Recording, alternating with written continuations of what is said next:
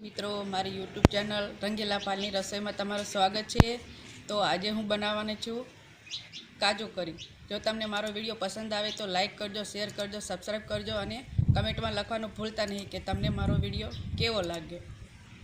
તો ચાલો આપણે કાજુ કરી બનાવવાની શરૂઆત કરીએ। તો સૌપ્રથમ અહીંયા હું કાજુ તળવા માટે તેલ લઈ રહી છું।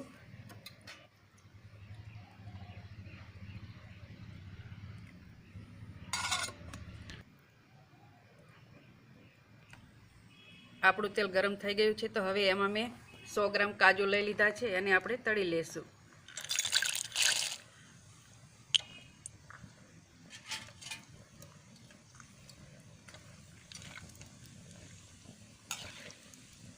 કાજુને આપણે આછા ગુલાબી રંગના થાય ત્યાં સુધી તળશું।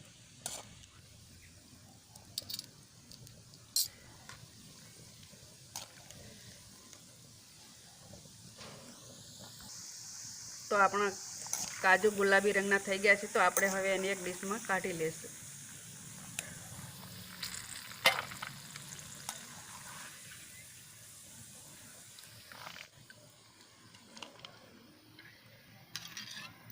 અહીંયા ગ્રેવી માટે હું 1 ચમચો તેલ લઈ રહી છું। આપણું તેલ ગરમ થઈ જાય એટલે એમાં અડધી ચમચી જીરું ઉમેરીશું, ચપટીક હિંગ, 1 ઇંચ આદુના ટુકડા કરી લીધા છે મોટી સાઈઝના, 7 થી 8 લસણની કળી અને 1 મરચાના મોટા ટુકડા કરી લીધા છે।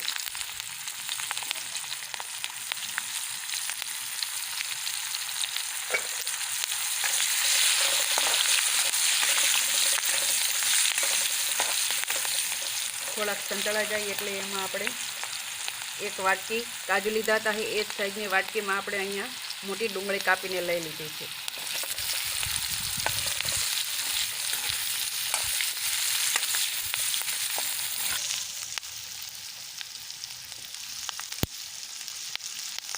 આપણી ડુંગળી આછા ગુલાબી રંગની થઈ જાય ત્યાં સુધી આપણે એને ચડવા દઈશું।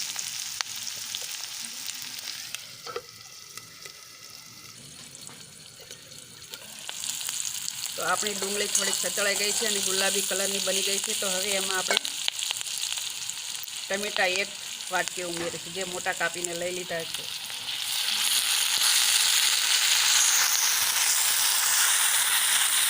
ટમેટા નાખીને આપણે 2 મિનિટ સુધી ચડવા દઈશું।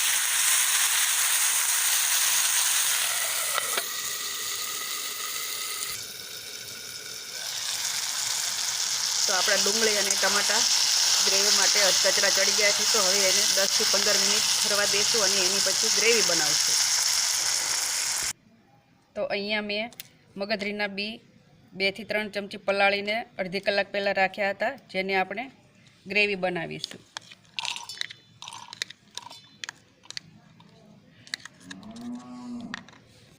અને અડધી ચમચી આપણે વરિયાળી લઈ લીધી છે જેનો સ્વાદ ખૂબ જ સરસ આવે છે। તો હવે એની આપણે ગ્રેવી બનાવી લઈશું।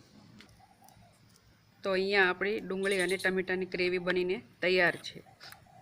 અહીંયા મગજરીની પેસ્ટ પણ બનીને તૈયાર થઈ ગઈ છે। તો હવે આપણે ગ્રેવીમાં વઘાર કરવા માટે તેલ મૂકીશું।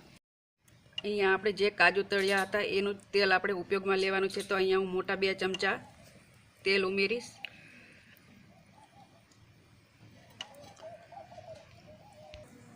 તો આપણું તેલ ગરમ થઈ ગયું છે। તો હવે એમાં વઘાર માટે આપણે અડધી ચમચી જીરું ઉમેરીશું, ચપટીક હિંગ ઉમેરીશું, 2 આખા મરચાં લઈ લીધા છે સૂકા, 1 તજનો ટુકડો, 2 થી 3 લવિંગ, 1 બાદિયું અને 2 તમાલપત્રના પાંદડા લઈ લીધા છે। હવે એમાં આપણે આદુ લસણનું પેસ્ટ ઉમેરીશું।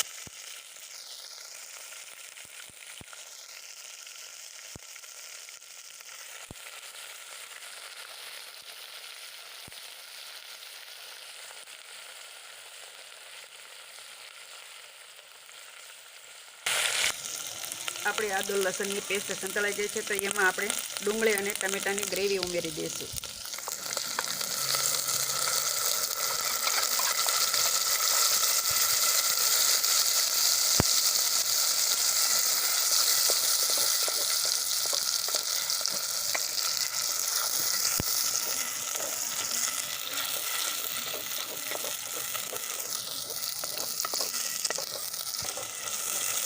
તો આપણી ડુંગળી અને ટમેટાની ગ્રેવી થોડીક સંતળાઈ જાય એટલે તેમાં મગજરીની ગ્રેવી ઉમેરી દઈશું.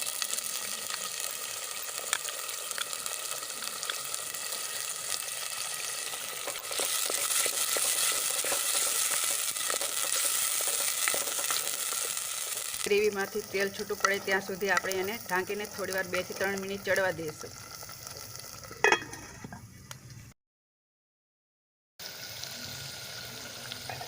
તો આપણી ગ્રેવીમાંથી હવે તેલ છૂટું પડવા લાગ્યું છે. તો હવે એમાં આપણે બીજા મસાલા ઉમેરીશું. આપણે થોડીક હળદર ઉમેરીશું. આપણે હળદર એમાં ઝાઝી નથી ઉમેરવાની. 1 ચમચી ધાણા જીરું પાવડર, 2 ચમચી લાલ મરચું પાવડર ઉમેરીશું, જે મેં અહીંયા કાશ્મીરી લાલ મરચું લઈ લીધું છે.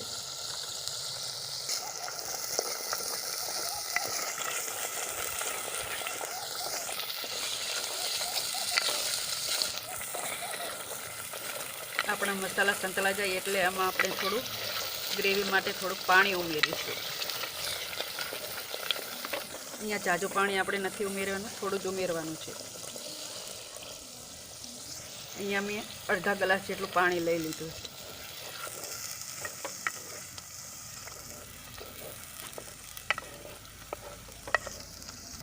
તો એમાં હવે આપણે ગ્રેવી પ્રમાણે 1 ચમચી મીઠું ઉમેરીશું. તો આપણા મસાલા હવે સંતળાઈ ગયા છે.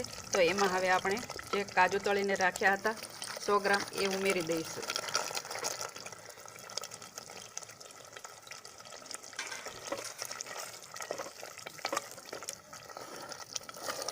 કાજુ મિક્સ કરીને આપણે 7 થી 8 મિનિટ સુધી ચડવા દઈશું.